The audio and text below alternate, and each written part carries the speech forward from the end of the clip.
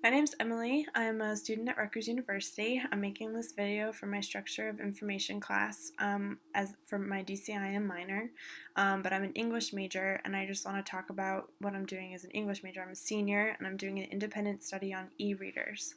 I'm right now in the phase of my research where I'm just looking at different interesting things that e-readers are doing to the publishing industry specifically. I'd like to go into publishing after graduation, so that's what I've started to look at.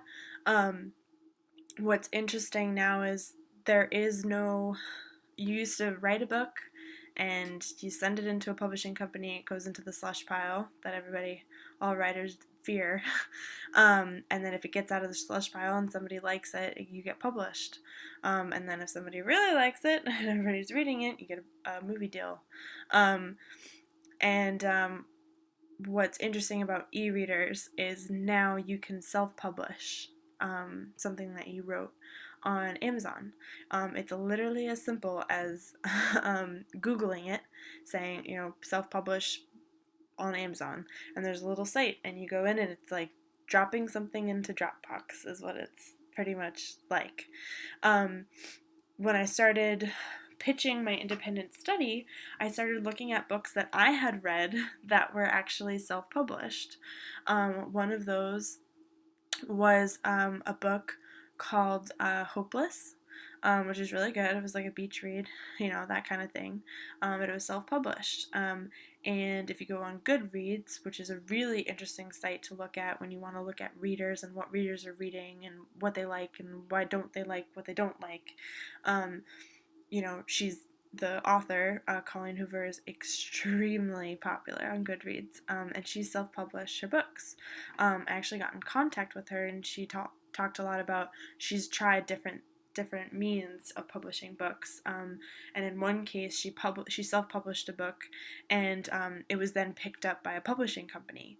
I did also come across another author named Jacinda Wilder, who she has a very interesting story, and some people have probably heard. It's a big daytime TV story.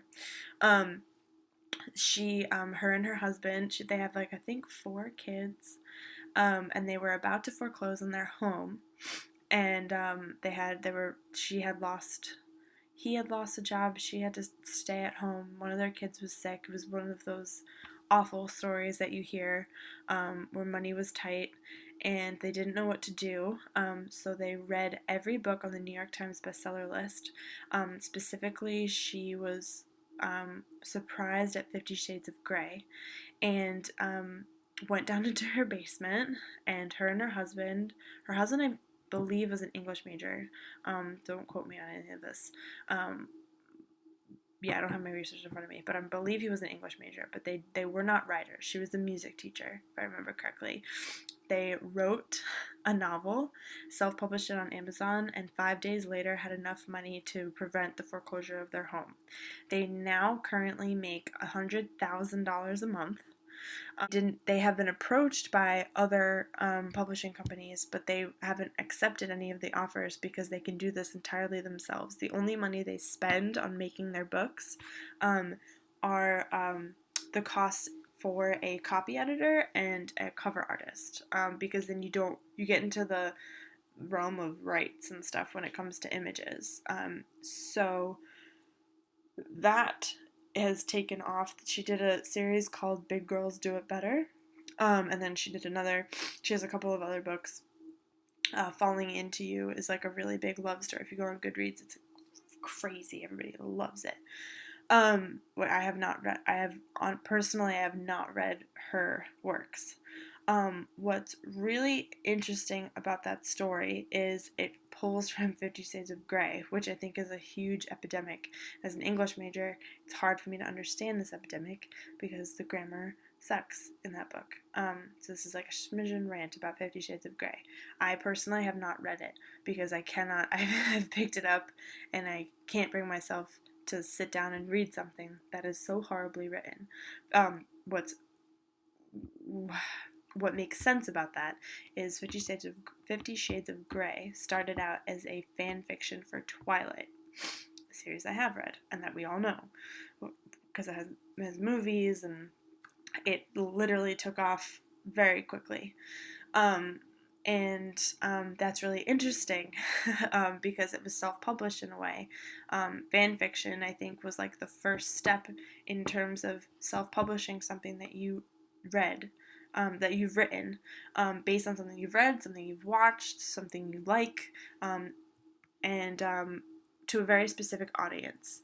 Blogging is another one of those things that the internet made possible, for you to write down what you want and what you think, but the audience sometimes isn't there for blogging. And I think fan fiction, the audience is there. So then you go to e-readers, and that's, again, doesn't have a very specific audience, like fan fiction, but I think it's very interesting that that is something that was meant to be fan fiction, and now it is a huge book that you see in airports and gas stations and actually really weird places. Their marketing is very strange.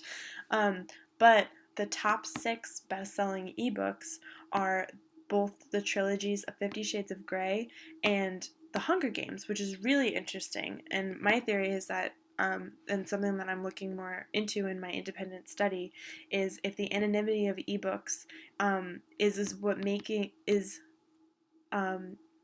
the anonymity of ebooks is what's making people read more of things that aren't necessarily meant to be read by them. The Hunger Games is a young adult fiction novel. It's supposed to be read by kids, and not necessarily parents, or college students.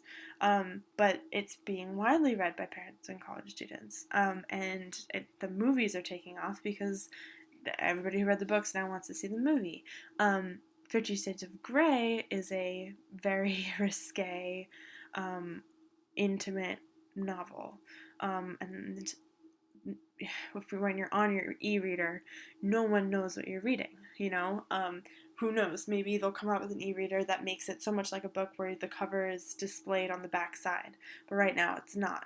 So you can sit on a public bus and read 50 Shades of Grey, which you probably wouldn't want people to know that you're doing, because you're reading a very intimate book. Just like you might be embarrassed if you're reading a book that's meant to be read by younger kids, a young adult fiction novel. As an English major, sometimes I'm kind of embarrassed to read Nicholas Sparks on the bus. I don't want to read that on campus. I should be reading something a little more, prestigious, or something that I'm reading in class. I think e-readers is the answer to that self-consciousness of what we're reading, and it's really affecting how much of what we're reading. We're reading things that we wouldn't necessarily have read before because of ebooks, and I think that's really important. As a reader, as a future, hopefully, publisher, and as a writer, that's that's important information to start to look at, and I think the internet and technology and e-readers is a huge thing that we need to start, looking at, and, kind of start thinking about how we're going to control it. So I'm going to end my video now, but this is something that I'm looking at. I will have a WordPress site to publish my information and my research, and then hopefully maybe do more of these video things. But for right now, this is for another class. So thank you for listening.